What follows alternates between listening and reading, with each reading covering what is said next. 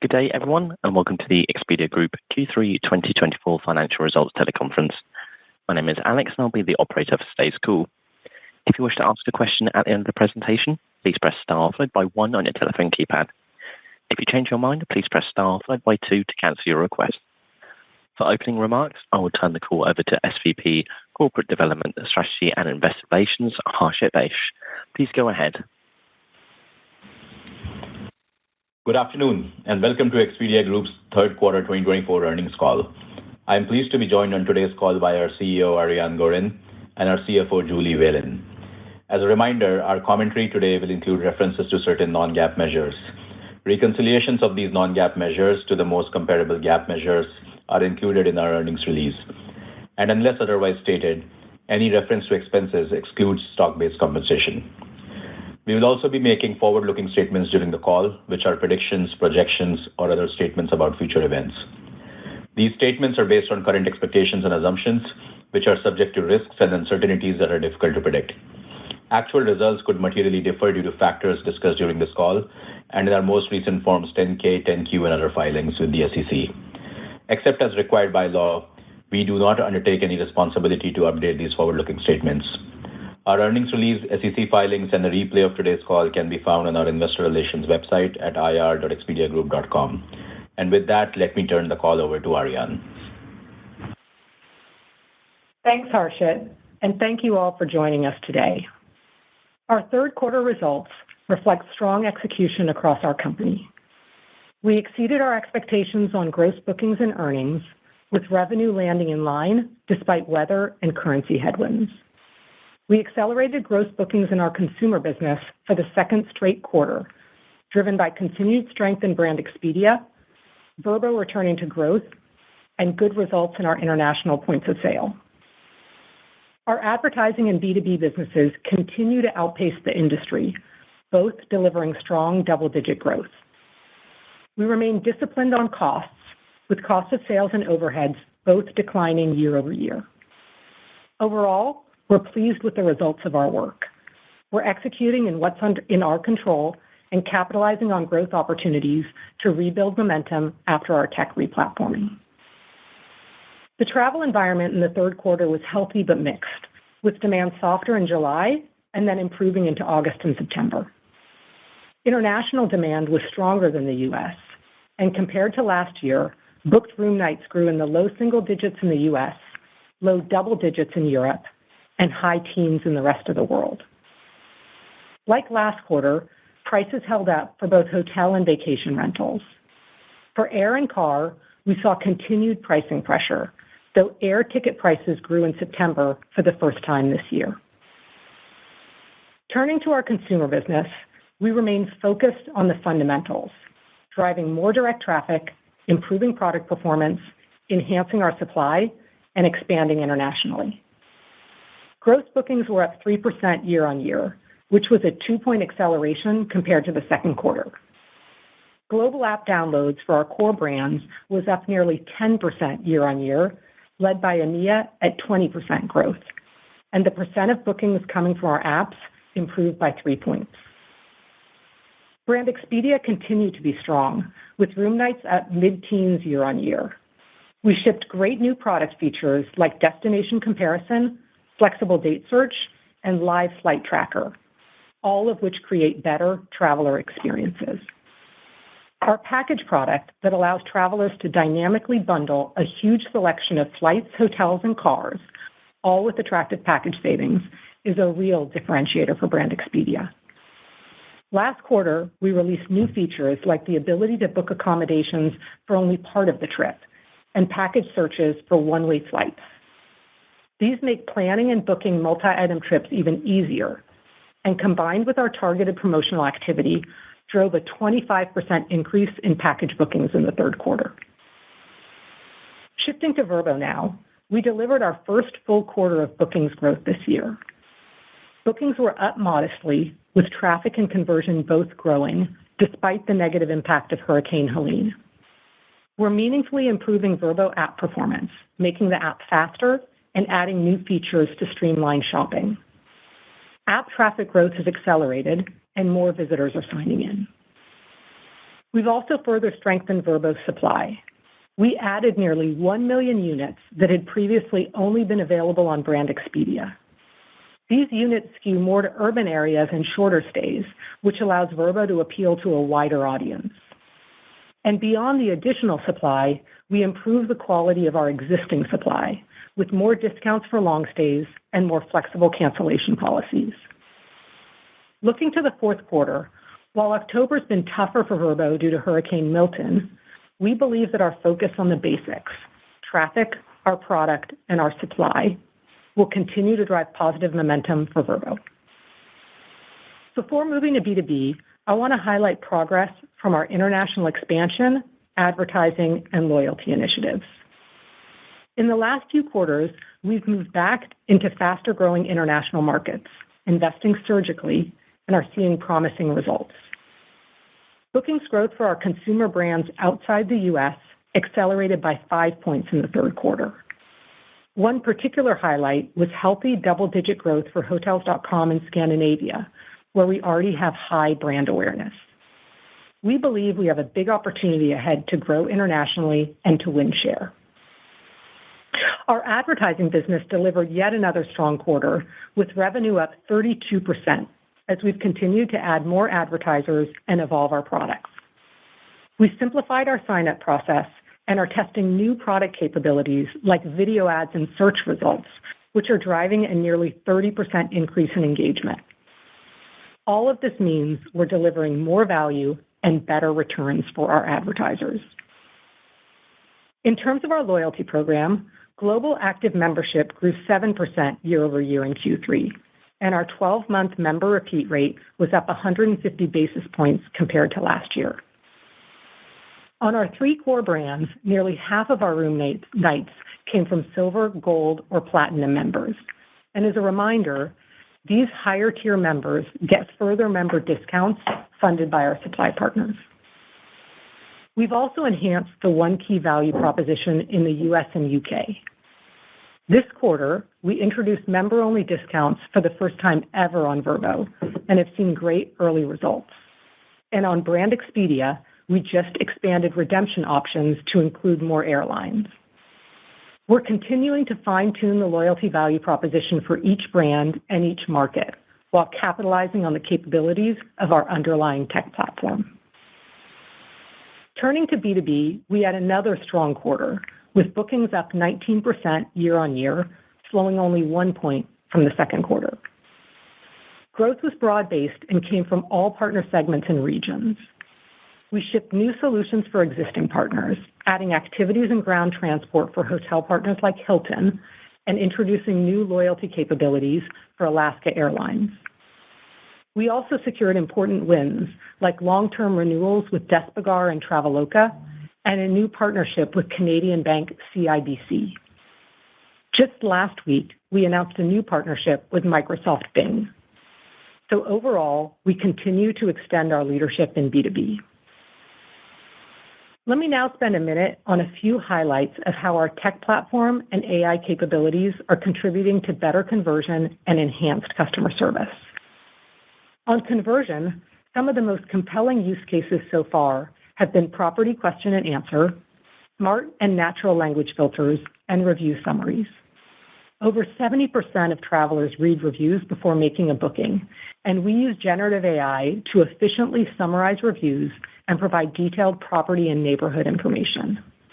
This makes it easier for travelers to shop while taking less of our development time and resources. In customer service, we're continuing to leverage AI to allow travelers to self-serve, which both lowers costs and improves the traveler experience. For instance, our virtual agents now handle nearly half of all traveler inquiries through self-service. Additionally, our Agent Copilot feature, which summarizes voice and chat interactions, significantly reduces after-call work for our call center agents. Before closing, I want to share a couple of leadership updates. We announced today that Julie will be stepping down as CFO and is a member of our board of directors. We expect to announce a successor prior to Julie's departure to allow for a smooth transition. I want to thank Julie for all she's done for Expedia Group as a board member and as our CFO over the last 5 years. We're deeply grateful for all of her contributions and appreciate her partnership during this transition. We also announced last month that Ramana Thumu is joining us as our Chief Technology Officer. Raman is a great leader and technologist, and he's led tech teams for over 2 decades. More recently, he built and scaled the multi-brand platform at Fanatics, so his experience is directly relevant to our growth aspirations here at Expedia Group. In closing, we're pleased with our third quarter performance and the progress we're making. We continue to see healthy travel demand and are confident in our ability to execute, which has led us to raise our full-year guidance, and Julie will talk about that in a minute. I'd like to thank our team for their hard work and the successful delivery of our third quarter. With that, let me hand it over to Julie. Thank you, Ariane, and good afternoon, everyone. We are pleased with our third quarter results. Despite some headwinds during the quarter, including unfavorable macro trends, weather events, and FX, we were able to deliver year-over-year room night growth of 9%, gross bookings growth of 7%, an acceleration of over 150 basis points versus the second quarter, revenue growth of 3%, and EBITDA growth of 3%, with only slight margin deleverage of approximately 16 basis points. But before I jump into more of the financial details for the third quarter, I just wanted to say thank you to Ariane, the board, and the management team here at Expedia. I'm proud to have been associated with Expedia Group as a board member since 2019 and more recently as CFO. I am committed to supporting the company until and after my successor is in place to ensure a smooth transition. I am confident in this management team and our strategy, and I remain excited about the opportunities ahead for Expedia Group. Now back to the financial details for the third quarter. Total gross bookings of $27.5 billion grew 7% versus last year, driven by lodging gross bookings, which grew 8% and includes our hotel business growing 10%. We were happy to see that we have once again held or grown hotel gross bookings share in virtually all of our key markets. Booking windows for hotels expanded in August and September when compared to last year, which provided a tailwind to our third quarter gross bookings. Outside of our hotel business, we also saw a strong recovery in our air business, driven by growth in multi-item packages and improvement in air prices. And we also saw a continued acceleration at Vrbo, which returned to modest growth on the quarter. Revenue of $4.1 billion grew 3% versus last year, led by our B2B business, Brand Expedia, and our advertising business. Excluding FX, however, revenue growth in the quarter would have been 5%. In addition to FX, revenue growth was also impacted from pricing actions in prior quarters, which, as a reminder, translate to contra revenue at the time of the stay. Third quarter revenue also saw pressure from soft Vrbo bookings in the first half of 2024, translating to stays in the third quarter. As a reminder, Vrbo has a longer booking window versus our hotel business, and the third quarter is the largest revenue quarter for Vrbo, driven by summer stays. Total revenue margin was approximately 50 basis points lower year over year. The uplift from advertising growth was offset by all the previously mentioned impacts to revenue, as well as the outperformance in air bookings, which is a lower margin business. Cost of sales was $385 million for the quarter and $24 million or 6% lower versus last year, which combined with higher revenue growth drove approximately 90 basis points of leverage as a percentage of revenue year over year. We continue to see our ongoing initiatives deliver transactional efficiencies. Direct sales and marketing expense in the third quarter was $1.9 billion, which was up 11% versus last year. Sales and marketing deleveraged as a percentage of gross bookings, primarily due to higher commissions to our partners from the strong growth in our B2B business. As we have stated previously, commissions paid to our B2B partners are in our direct sales and marketing line and are more expensive as a percentage of revenue than our B2C business. However, because they are generally paid on a stayed basis to contractually agreed upon percentages, the returns are more guaranteed and immediate. We also saw some deleverage in our B2C business as we reinvested back into Vrbo and our international markets to drive improving growth and global market expansion. Excluding these investments, we saw marketing leverage in our B2C business. Overhead expenses were $602 million, a decrease of $15 million versus last year, or 3%. This resulted in approximately 90 basis points of leverage, primarily driven by lower people costs and product and tech from our actions to rationalize our headcount, as well as overall strong expense control. We remain committed to driving efficiencies across our P&L, and we're pleased to see another quarter of reduced costs and strong overhead leverage. On the bottom line, we delivered third quarter EBITDA of $1.25 billion, which was up 3% year-over-year, with an EBITDA margin of 30.8%, slightly deleveraging approximately 16 basis points year-over-year. This was better than expected due to our effective expense management. As far as our EBIT performance, which includes the impact of stock-based compensation, depreciation, and amortization, we delivered $892 million of EBIT with a margin of 22%, deleveraging approximately 100 basis points year-over-year in the third quarter. This quarter's results included the accelerated vesting of our former vice chairman's RSUs, which drove a one-time $51 million increase in stock-based compensation. Excluding this acceleration, EBIT would have leveraged approximately 27 basis points year-over-year this quarter. Our year-to-date free cash flow remained robust at $2.3 billion, up 3% year-over-year, driven primarily by higher EBITDA and lower capital expenditures. Moving on to our balance sheet, we ended the quarter with strong liquidity of $7.2 billion, driven by our unrestricted cash balance of $4.7 billion and our undrawn revolving line of credit of $2.5 billion. Our debt level remains at approximately $6.3 billion, with an average cost of 3.7%. Our gross leverage ratio at a further reduced 2.2 times continues to make progress towards our target gross leverage ratio of 2 times, driven by our ongoing strong EBITDA growth. In addition, our strong cash position enabled us to repurchase $1.6 billion or 12 million shares year to date. We continue to believe that our stock remains undervalued and does not reflect our expected long-term performance of the business. As such, we expect to utilize the strong cash-generating power of our business to continue to buy back our stock opportunistically. And we have approximately $3.2 billion remaining on our share repurchase authorization. Moving now to our outlook for the fourth quarter and full year, we expect gross bookings growth in the fourth quarter to be in the range of 6 to 8% versus last year. The growth is higher relative to our prior expectations due to a more favorable outlook for our air business, which, as a reminder, contributes more to bookings growth and less to revenue and earnings. As a result, we expect revenue growth to be about 1 point lower than our gross bookings growth, and we expect EBITDA and EBIT margins to be relatively in line with last year, as we will continue to lean into our marketing investments in Vrbo and international markets. Moving now to full year 2024 outlook, based on our strong third quarter results and our improved fourth quarter outlook, we are raising our full year guidance.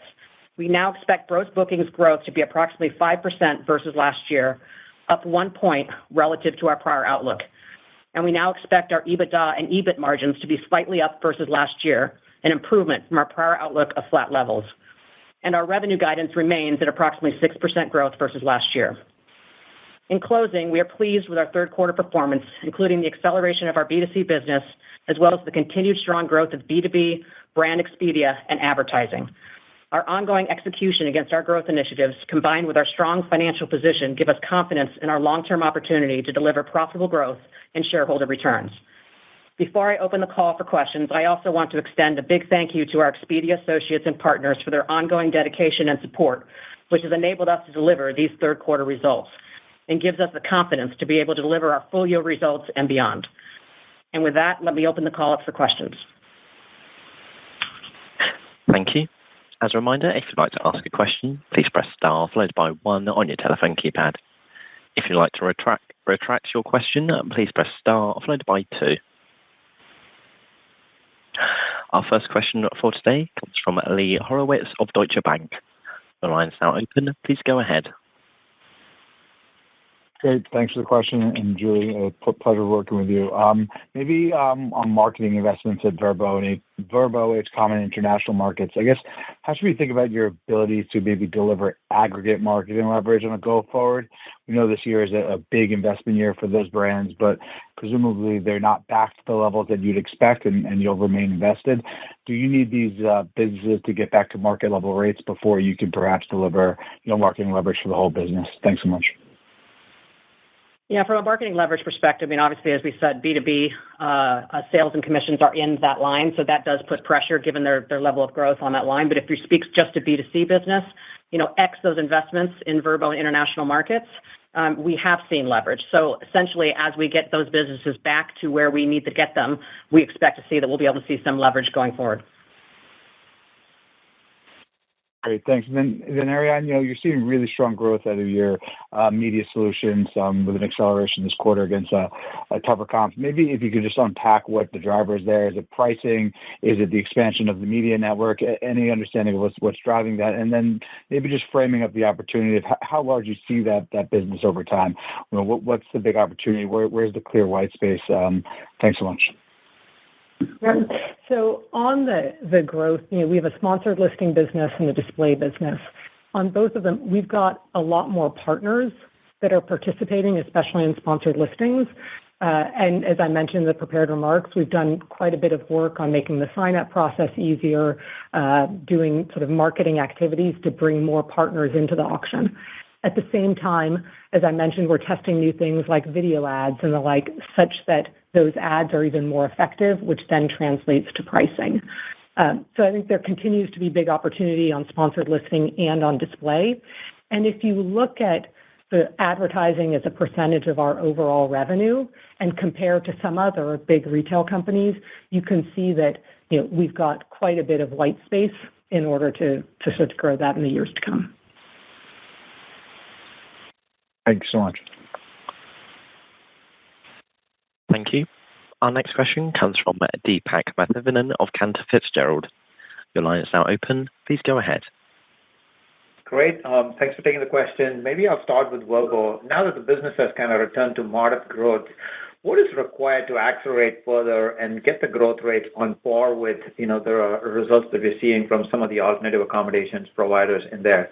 And then second question, maybe for Ariane, I'm not sure if you're ready to comment about 2025, but maybe you can qualitatively discuss how we should think about kind of the cost side that's required to grow the business further and maybe the implications on margins for 2025. Thank you so much. Okay. Well, also, so on the Vrbo question, as we all know, Vrbo went through a migration at the end of last year, and that's why it had such a slow start to this year. And I would say the teams have been doing great work this year in adding Black product features, making the app faster, as I sort of described in my prepared remarks, doing work on supply. I would also call out, we had this great marketing campaign with Nick Saban in the last couple months. Perhaps people saw it. It was a great performing campaign and drove a lot of conversion. As you think about Vrbo going forward, we need to continue that formula of continuing to improve the product, continuing to expand the supply, and having great marketing. And as I mentioned, we've got some new supply that's in more urban destinations. I would say that we're underpenetrated in the markets that we're in internationally. So we have a new general manager who's running Vrbo. We're looking at what are the longer term growth plans. So I'm confident that the basic formula we have right now, layered on top of it, where the market opportunity is, will be what will drive growth. And I just add one other thing, which is all the work that we're doing to sell vacation rentals well on Vrbo will also help us sell vacation rentals on Expedia. We've had so much going on the last few years as a company that we haven't made a big concerted effort to sell vacation rentals well on brand Expedia. And again, all the work on Vrbo, on servicing, on communications and the like will then help us as we turn to that for brand Expedia. And then as far as 2025, we're not going to be providing any commentary on this call for that. We'll plan to give more updates on that for next call. But I would just say generally that, we are very focused on both the top and the bottom line. And as you can see, we've done, made incredible progress with getting cost out of, cost of sales and overhead.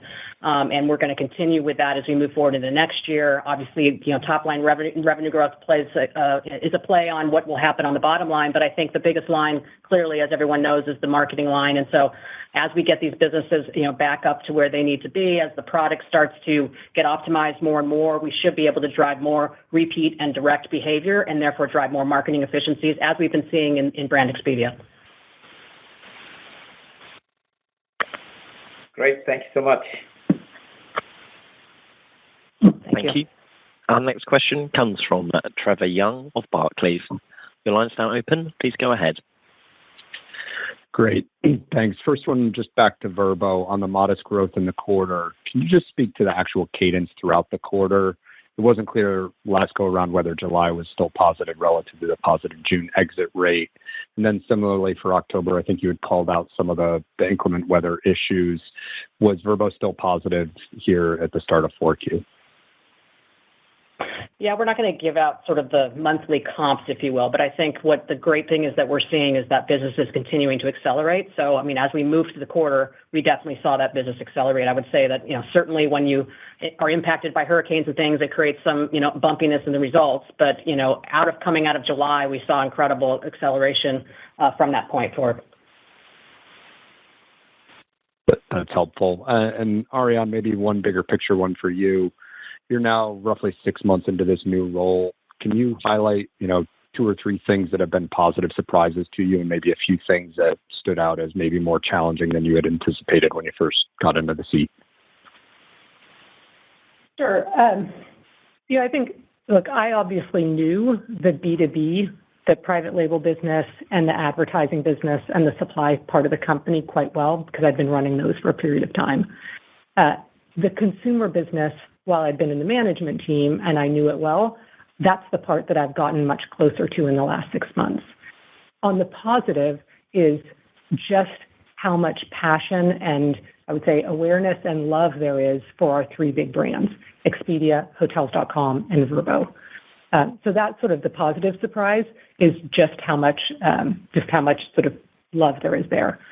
On the sort of what's been tougher is, I think I appreciated all of the technology work that we've done on our platform, and it is really enabling us to innovate faster, to have one customer identity and the like. But the connecting that directly into the brand value propositions, we had done that quite well on Expedia, and I'm now appreciating just the work that we needed to do to get that into Hotels.com and Vrbo. And again, what's been wonderful to see is how quickly the organization and the brands are responding to that. And that's, when I look at the acceleration we've had in the consumer business from Q1 to Q2 to Q3, it's seeing those daily improvements in the way that we're connecting in our brands themselves, what the value proposition is, what the marketing is, and what the product and platform can do that gives me real confidence in the future. Great. Thank you both. Thank you. Thank you. Our next question comes from Connor Cunningham of Melius Research. Your line is now open. Please go ahead. Hi, everyone. Thank you. On the move to add, 1 million rooms from Expedia to Vrbo, just curious on what drove that outcome. And then, as you think about additional supply going forward for Vrbo, is, urban markets something that you're focusing on a little bit more than before? And is there any difference in returns, from that move? Thank you. Yep. Thanks for the question. So, we took the about 1 million units that had been listed on Expedia, and we moved them over to Vrbo. And this is inventory that's a little bit different from the other inventory that we had on Vrbo. So we've needed to figure out, what's the right UX and design, what's the pattern for people shopping and discovering on them. But as I said in the prepared remarks, we've actually seen that that's allowed us to go after a part of the market that's more urban, that's shorter stay than we've been in before. And it's true that historically, Vrbo has been a brand that has tended to be sort of beach and mountain and the like. And we think there's still opportunities for us to grow there, and we'll also be looking at where else can we grow.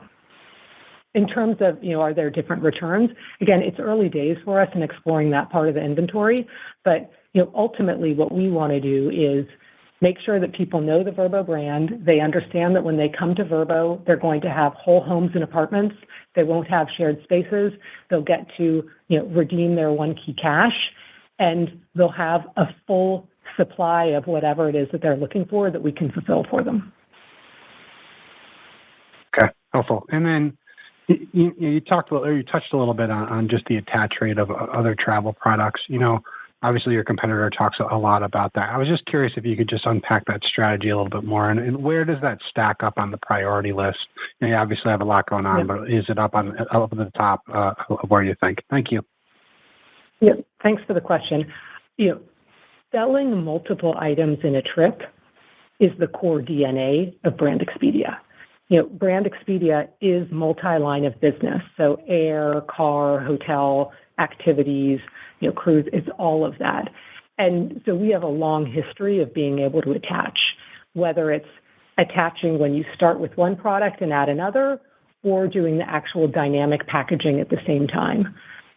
So I would say that that's always been at the core of the strategy for Expedia. I highlighted the growth in our dynamic package travel, but also the multi-item attach is something we continue to work on. It's certainly improved over time, not only in the UX and the design, but also in the recommendations. So being able to personalize, what's the next best thing to recommend to a traveler by category and also by item. So I guess I would just conclude by saying it is important to us. It's a core part of Brand Expedia. Appreciate it. Thank you. Thanks. Thank you. Our next question comes from Naved Khan of B. Riley. Your line is now open. Please go ahead. Great. Thank you very much. So, Ariane, you shared a stat with us about 150 basis point improvement in the repeat rates for one key users. How does that compare versus your own sort of expectations when you sort of launched this program last year? And what are the things that you control to kind of drive further improvement from these levels? So that's one question. The other one I had is on B2B. Maybe just, it's seeing really strong growth. Just give us a sense of what the pipeline here looks like that can continue to drive this strong traction. Yeah. So I'd say on One Key, right, it's been, we launched it in the summer of 23. So we've been pleased with the results so far. I shared some of the stats in my prepared remarks. I'd say we're especially pleased with our tiered member deals.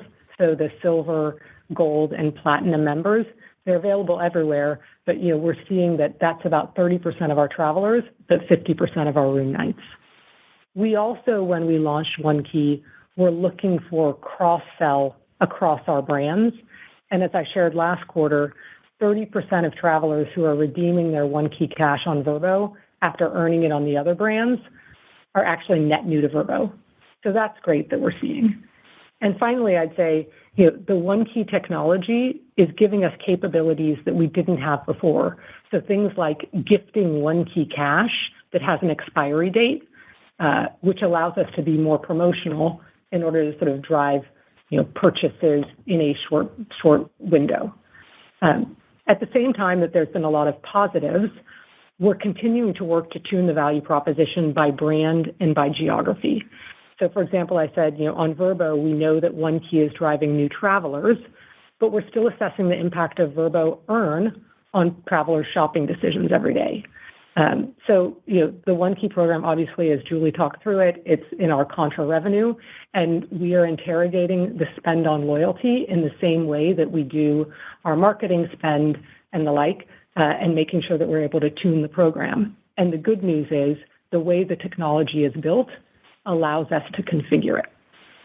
So that's what I would say for One Key. On the question about B2B, as you said, we had another strong quarter at 19% growth, only a point down from last quarter. And look, the B2B business has a massive market.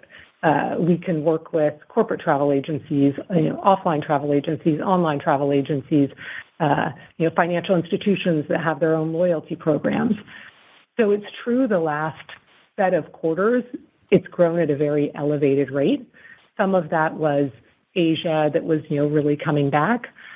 We believe in this business. We believe it will continue to be healthy double-digit rates, even if perhaps not at the elevated levels that we've seen. Thanks, Ariane. Thanks. Thank you. Our next question comes from Mark Mahaney of Evercore ISI. Your line is now open. Please go ahead. Thank you. This is Austin Riddick, actually, speaking for Mark Mahaney. Congrats on the quarter.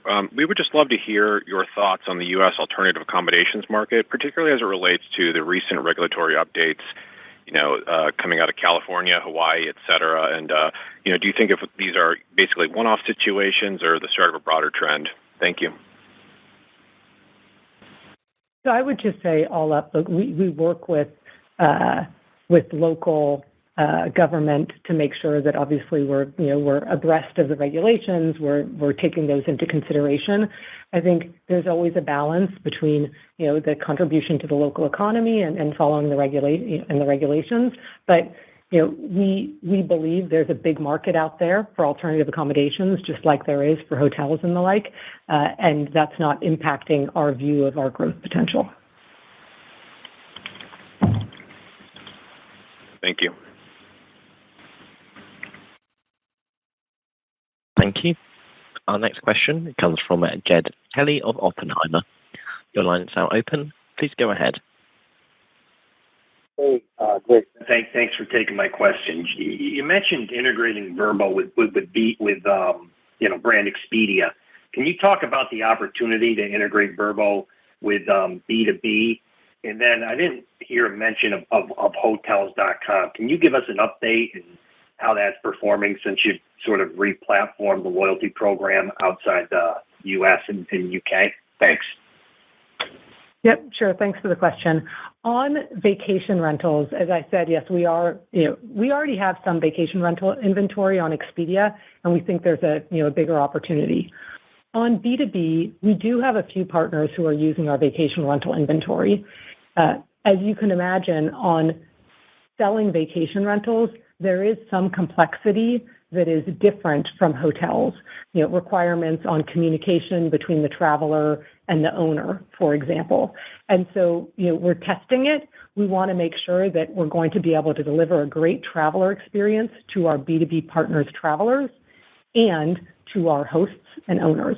So I do see that as an opportunity in the long term. If you ask me on the list of priorities that our B2B business is going after, is this at the top? Probably not, but in the long term, this is a real opportunity for us. In terms of Hotels.com, I'd start by reminding us this is a brand that has very strong brand recognition and a large customer base. The performance in Q3 was stable, but it hasn't returned to growth. And this was a brand that was very impacted by our migration, by our change in loyalty program, and our international pullback. Now, as we are going back into international, Hotels.com is benefiting, and we've got a new general manager in place who's looking at this with a fresh set of eyes, and I'm really excited about what he's going to do with the brand in the quarters to come.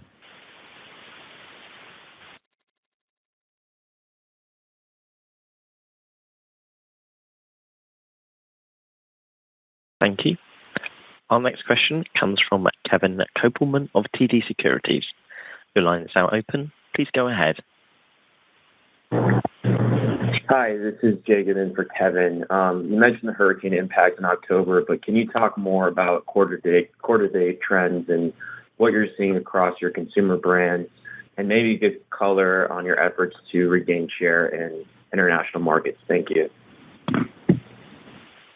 Yeah, we definitely saw an impact in October from Hurricane Milton. But I would say that it's material, but not anything that we thought it would be originally. So it came in better than our expectations. And the reality is that if you take things out of the picture for things like the hurricane, for the election, et cetera, we are actually seeing the underlying health of the business being really strong. So we're excited to see that as we've entered into the fourth quarter.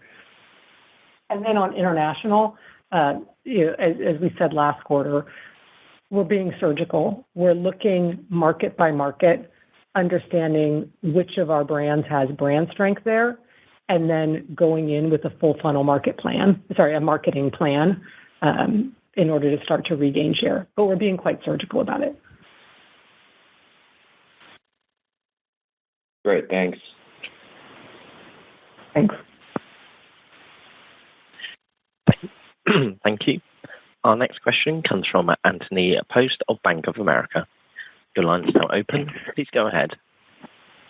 Great. Thank you. I apologize this has been asked already, but wanted to get into selling and marketing. I know B2B is a big contributor there, but when you back that out, how do you think about your efficiencies versus competitors, and are there costs that you think you can take out of there over the long term? Thank you. Yeah, I mean, I would say that that is an opportunity for us. I think Ariane said in the past that we want to interrogate every line.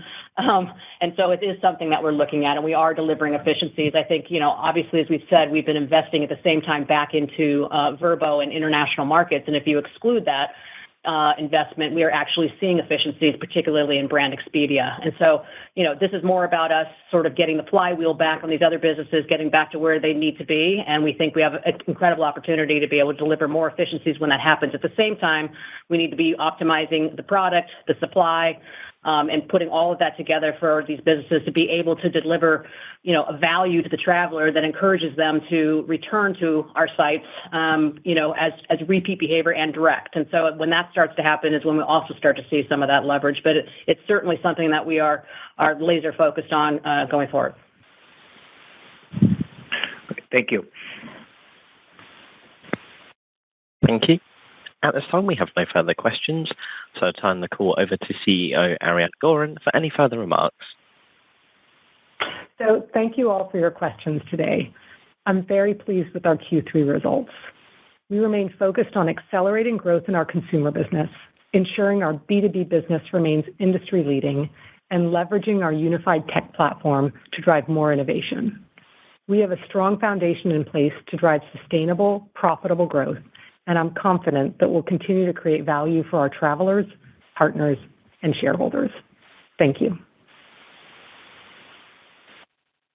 That concludes today's call. Thank you all for joining.